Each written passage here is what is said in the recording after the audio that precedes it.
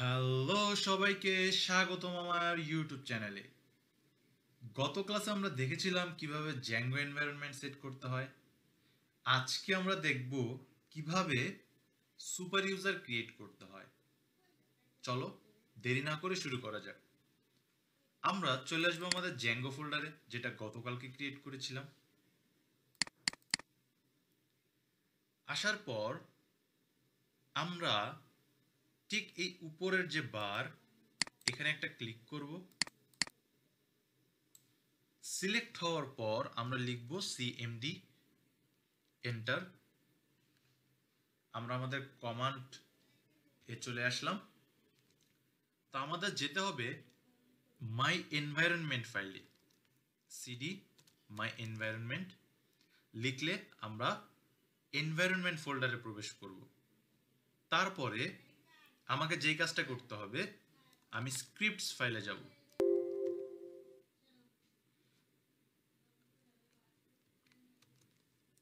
এরপর এন্টার দিয়ে দিব।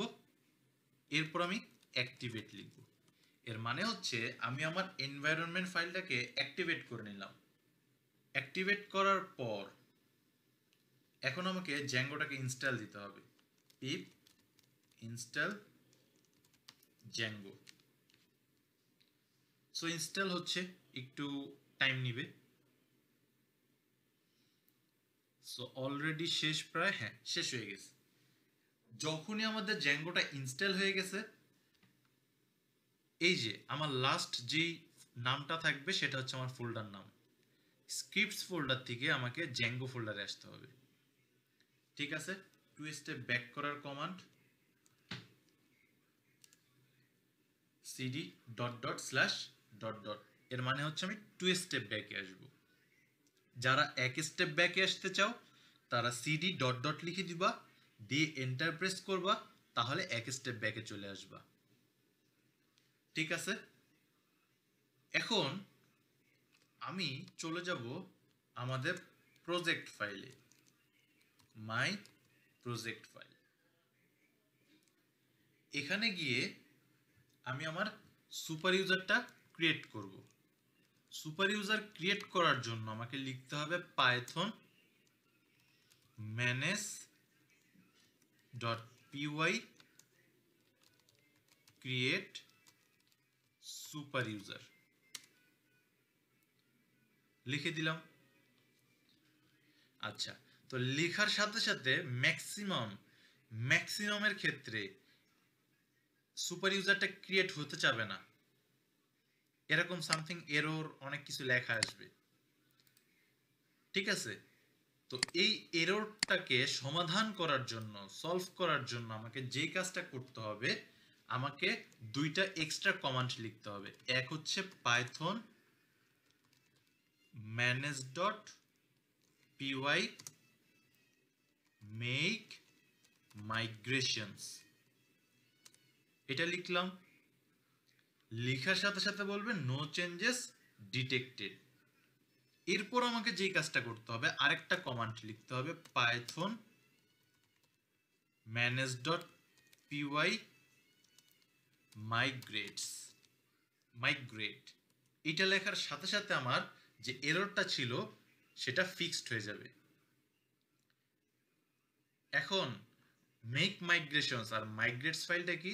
মেক মাইগ্রেশনস ফাইলটা হলো আমার যে ফাইলগুলো ছিল, যেই ফাইলগুলোর ভিতরে এরর ছিল সেটাকে রিমুভ করে দেওয়া এবং মাইগ্রেটের মাধ্যমে আবার সেটাকে নতুনভাবে চালু করা।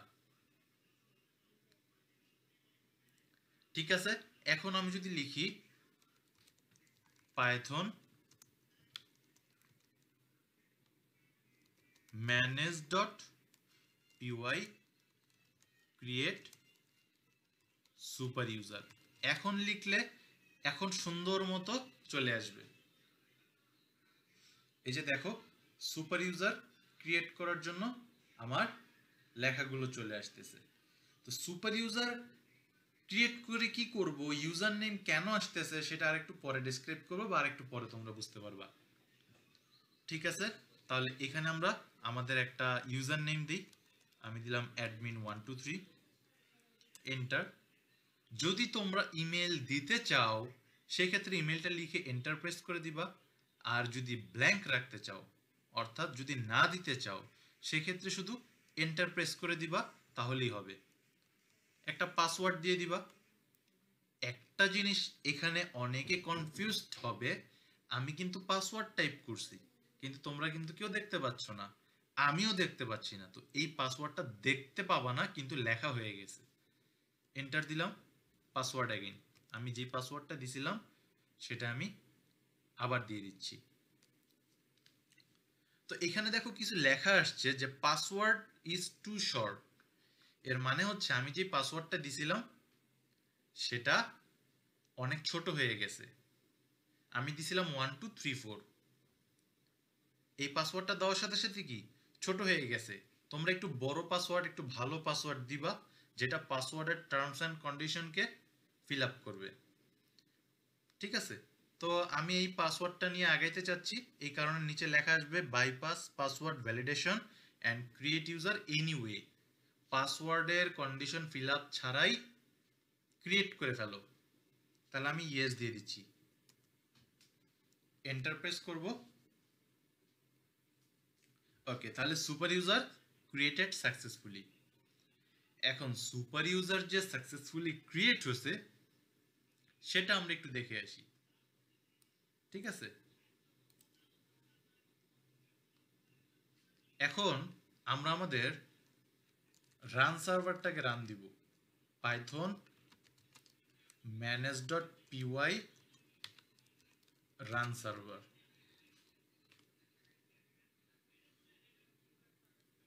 সো লোড নিচ্ছে, রান সার্ভার রান হওয়ার সাথে সাথে ওকে ঠিক আছে, কপি করে নিলাম, নিয়ে পেস্ট করে দিলাম। Okay, the install word successfully, congratulations. তার মানে জ্যাঙ্গো আমার সুন্দর মতো হয়ে গেছে।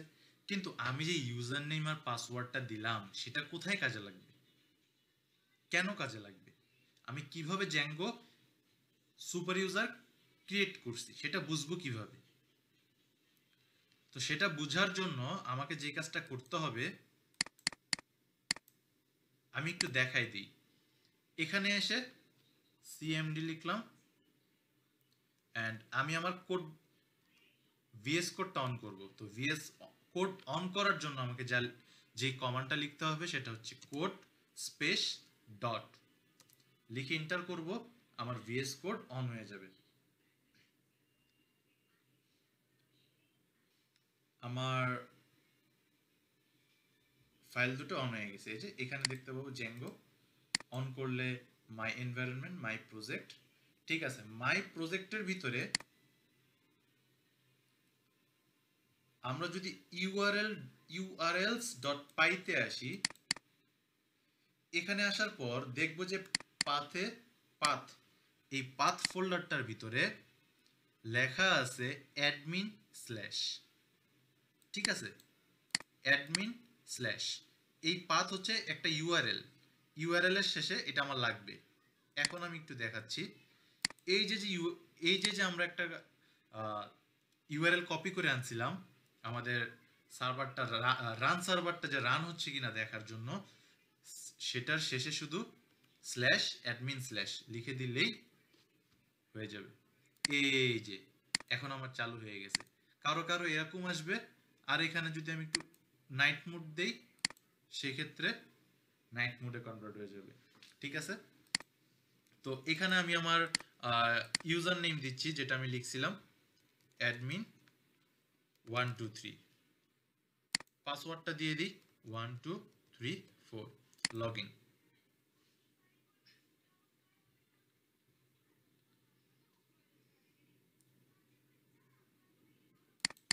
তো এই যে দেখো আমার জ্যাঙ্গো অ্যাডমিনিস্ট্রেশন কি লগ ইন হয়ে গেছে। আর এটা আমরা কিভাবে করলাম, এই ইউজার নেম, এই যে আমি দেখাই, ইউজার নেম অ্যাডমিন 123, পাসওয়ার্ডটা এখানে দেখা যাবে না, ঠিক আছে, কোনো কিছু শো করবে না। তো এই যে এটা কিভাবে তৈরি হলো, এই অ্যাডমিনিস্ট্রেশন বা সুপার ইউজার কিভাবে ক্রিয়েট হলো, এই যে আমরা কমান্ডের মাধ্যমে যে এতক্ষণ ক্রিয়েট করে আসছিলাম, এই যে কমান্ডের মাধ্যমে যে এতক্ষণ ক্রিয়েট করে আসছিলাম। ঠিক আছে, এইভাবে আমাদেরকে সুপার ইউজার ক্রিয়েট করতে হবে। সুপার ইউজার ক্রিয়েট কেন করব? সুপার ইউজার ক্রিয়েট করার মাধ্যমে আমরা আমাদের যে ডেটাবেসটা আছে এই ডেটাবেসটাকে আমরা ওয়েবসাইটের সাথে কানেক্ট করব। ঠিক আছে, আশা করি এই ভিডিওতে সবাই ক্লিয়ার হয়ে গিয়েছো যে কিভাবে সুপার ইউজার ক্রিয়েট করতে হয়।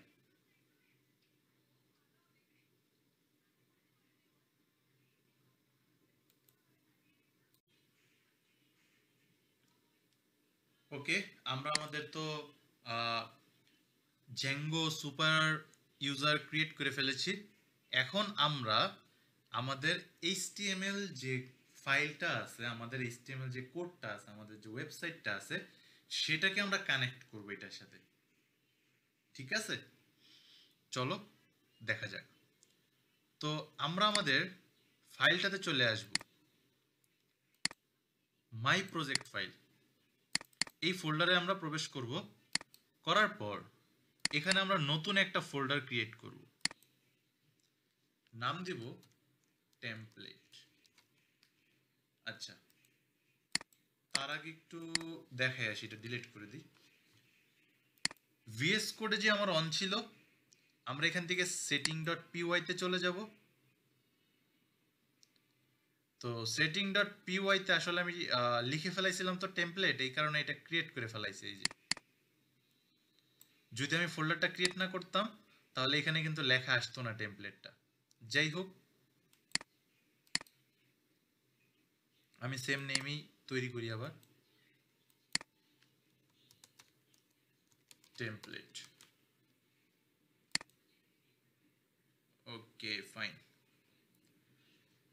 তো এই টেমপ্লেট ফোল্ডারে এসে আমাকে যে কাজটা করতে হবে, এখানে লিখতে হবে BAC বেস dir কমা ডাবল কোটেশন। ঠিক আমার টেমপ্লেট ফোল্ডারটা যেইভাবে ছিল, ছোট বড় যেইভাবে লেখা ছিল এখানে সেইভাবে লিখতে হবে। ঠিক আছে, এই যে টেমপ্লেট ফোল্ডার আমার, আপাতত কিছু নাই ভিতরে। ওকে, এরপরে আমার যে কাজটা হবে, আমি এইখান থেকে নিউ ফাইলে ক্লিক করে নতুন একটা ফাইল ক্রিয়েট করব, নাম হচ্ছে views.py। আহা, এটা টেমপ্লেটের ভিতরে চলে গেছে, সরি। এটা আমার দরকার হচ্ছে এইখানে সেটিং এর কাছে, views.py। হ্যাঁ, এইবার ঠিক আছে, এটাকে আমি ডিলিট করে দিই।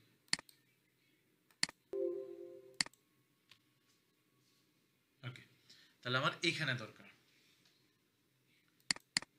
এখানে আসার পর আমরা লিখব from django.shortcuts import render, এই কথাটা লিখতে হবে। ঠিক আছে, আচ্ছা, এটা লিখে রাখি। এরপরে আমাকে কি কাজ করা লাগবে সেটা একটু পরে বলতেছি। এবার আমি আমার টেমপ্লেট ফোল্ডারে চলে আসি।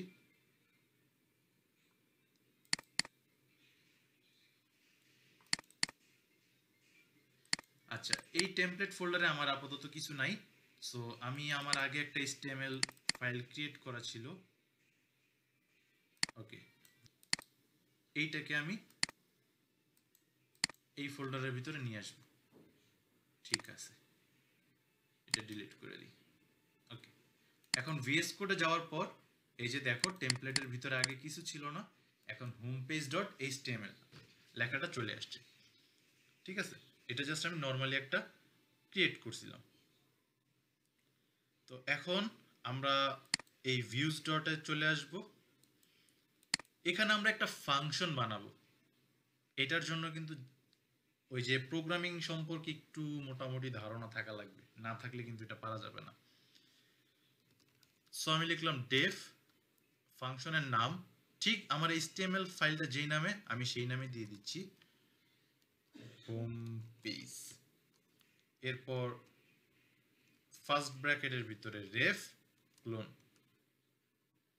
এন্টার দিয়ে নিচে লিখব রিটার্ন, আরেকটু নিচে দেখাই, ওকে,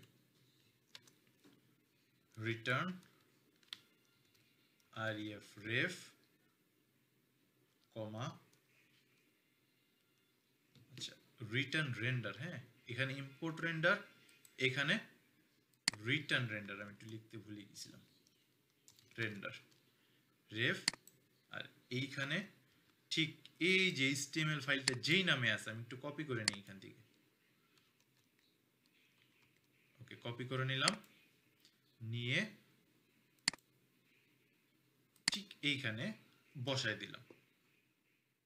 ঠিক আছে, ঠিক এরকম আমার যতগুলো HTML ফাইল আসবে, ঠিক ধরো আরো একটা ফাইল আসলো, তখন তুমি কি করবা, তখন কপি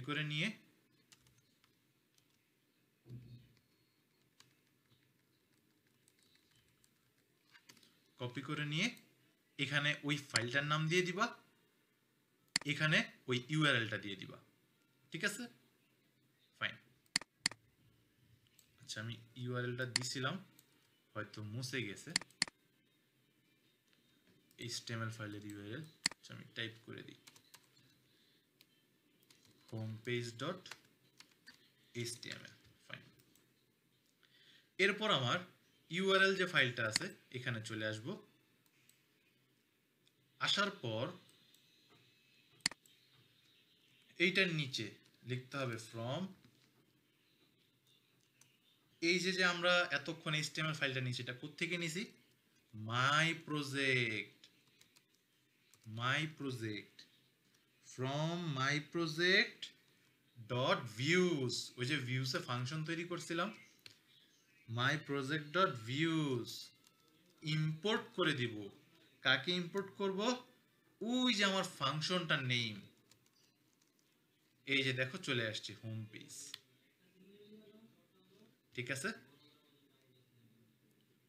আরেকটু কাজ করতে হবে, এই পাথের নিচে হোম পেজের জন্য আমাকে নতুন একটা ইউআরএল অর্থাৎ পাথ সেট করতে হবে। ওই যে আমরা রান সার্ভারের পাশে অ্যাডমিন স্ল্যাশ লিখছিলাম না, এই যে এই পাথের কারণে। ঠিক আছে, আমার হোম পেজটা দেখার জন্য আমাকে একটু একটা নতুন ইউআরএল তৈরি করতে হবে। আমি দিলাম হোম স্ল্যাশ, কমা দিয়ে এখানে আমাকে দিতে হবে হোম পেজ, ওই যে আমার ফাংশনের নেই হোম পেজ, লাস্টে কমা। আমি একটু চেক করে নিই সব ঠিক আছে কি না, হ্যাঁ আশা করি কোনো ভুল নাই। আর এগুলো কিন্তু সেভ দিতে ভুলবা না কাজ করা শেষে। ঠিক আছে, আচ্ছা এখন আমি একটু দেখি যে আমার রান হয় কিনা। আচ্ছা আমি শুধু আমার এই পার্টটুকু কপি করে নিচ্ছি, এখন আমি লিখব হোম স্ল্যাশ এন্টার। আচ্ছা কোনো জায়গায় একটু ভুল করে ফেলেছি, দেখতে হবে। আচ্ছা আমি ভিএস কোডে চলে আসলাম, এসে দেখলাম যে আমি এখানে REQ এর জায়গায় REF দিয়ে দিয়েছি। REQ মানে হচ্ছে রিকোয়েস্ট, এটা আমি ভুল করে ফেলেছি। ঠিক আছে, এখন রান করে দেখা যাক, এই কারণে নিচ্ছিল না। এই যে এখন আমার সাথে সাথে যখন হোম স্ল্যাশ লিখলাম, দেখো আমার HTML কোডিংটা শো করতেছে। ঠিক আছে, আশা করি আপনারা সবাই বুঝেছেন। ফাইন, তো আজকে এই পর্যন্তই, দেখা হবে নতুন কোনো ভিডিও নিয়ে ইনশাআল্লাহ। আল্লাহ হাফেজ।